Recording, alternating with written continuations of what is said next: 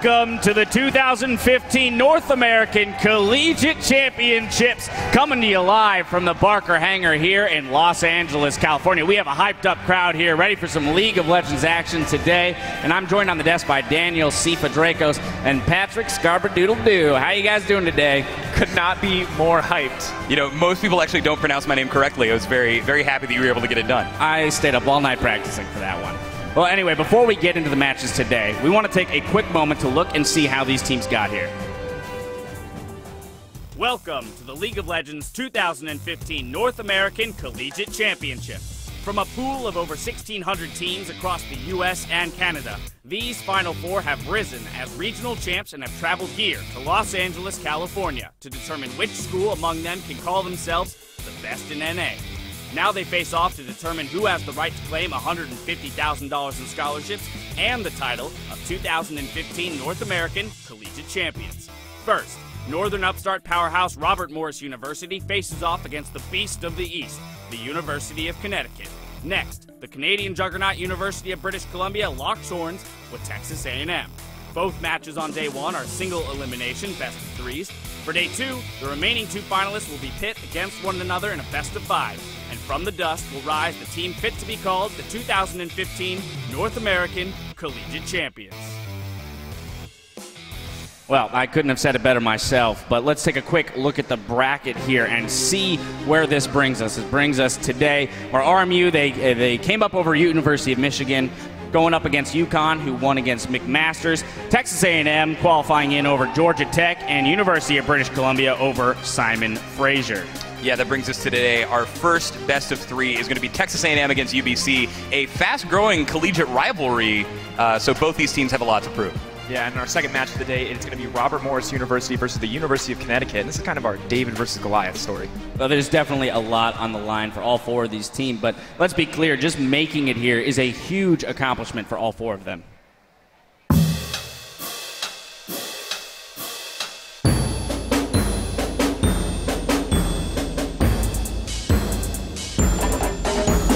I think the one big difference is that this year, the people in NACC come from different regions. We knew we had to go through like all the tougher teams to get here. The East Coast is always looked at as the weaker region in terms of collegiate, at least. I think we have a really good shot. Adrian actually left to go pro, who was our former support before we got our South American god here. He does everything for us. I'd say we're nearing 100% coming in the finals. Increase in prize money probably made more people who wouldn't be competing.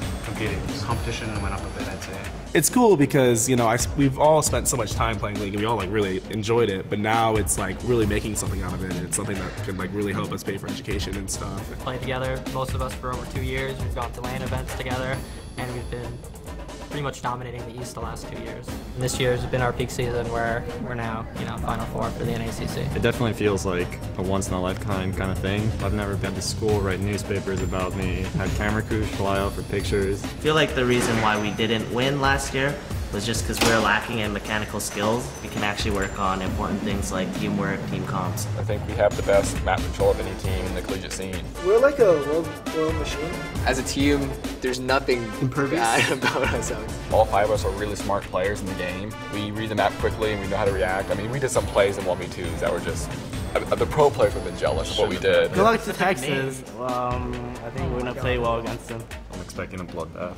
We've scrimmed a few of these teams before, and we've always given them good games. I feel like people don't prepare for us enough. Bring your best day of, or your worst. We're going to slap the out of you guys. The other teams are trying to pretend like they're aggressive, but they're a bunch of nerds, whereas we are very aggressive in our playstyle. Once we get on the field, we're just going to strike so hard, they're going to have no idea what to do. Honestly, we've already accomplished something great, just making the Final Four. I mean, there's so many teams that are in this tournament. There's nothing more exciting than being able to go to college and have a chance to go to California on a paid trip and play a game. Not very many people in the U.S. can say that, or in the world. I think every team competing is just making history. We're all a part of history, and I think it's important that everybody gives their best game day, so we put on a good show for everybody watching. There you go.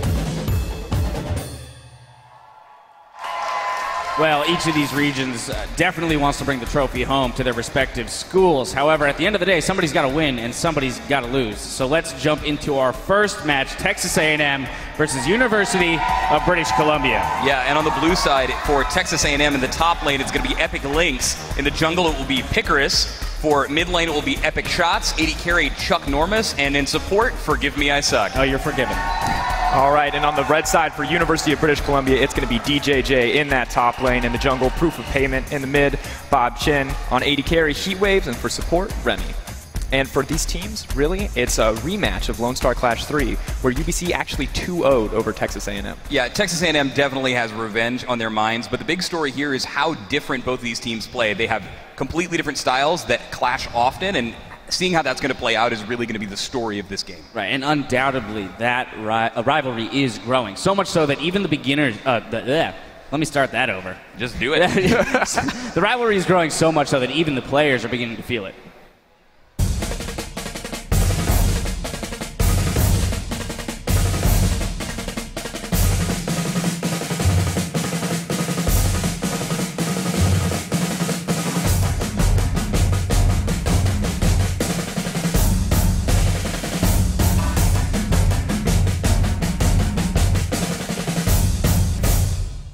I'm Trent. I'm Grant Hewitt. My name is Reed Tower. I'm Joey Bowers. I'm Peter Love. So we're a pretty laid-back team in general. I think people who play too much, like UBC, I think they lose out on part of the college experience.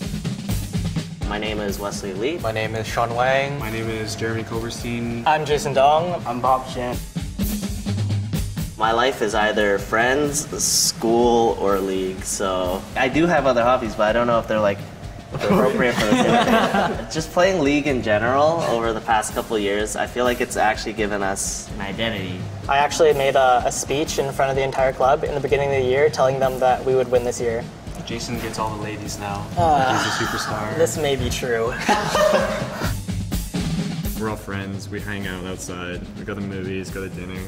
I've met so many people just through League, like literally we would never have been friends. And people who don't even play League like talk to me about it, especially now that we've made the Final Four. They're like, Trent, I didn't even know like you did this or whatever. It's really funny whenever they come up to me in the lab and just say hi to me, just and saying, "Oh yeah, I watched your game, dude. You're dying to play with Sig." I'm just like, yeah. Well, okay. A lot of us are seniors, so it's our last hurrah with like League and as a team, and we're never going to be able to play with each other again, at least collegiately. So it's definitely like something we want to put out our best performance for. Team Maroon's always been a top 3 team. We've never been bottom 4, and I want to keep it that way. We are representing A&M, and we hope to represent them the best we can.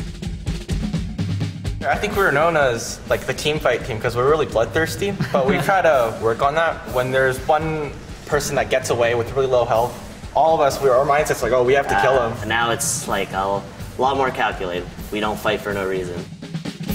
When you come into A&M, you get taught about a lot of traditions. When you're going in for a test, you can put a pinny on a statue for good luck. And before our game against UPC, we'll visit and put a penny on there for good luck. Not for us though, for UBC. I think it's going to be really embarrassing when a 50th ranked player, Boquin, gets wiped by a D4. Oh, let's go. Well, I'm just going to say RMU's lucky they're on the other side, or else they'd be going home fourth. We're going to 2-0 UBC, and then we'll 2-0 RMU. And then we'll have a 12-0 record. I can't argue with that. That seems like a good plan.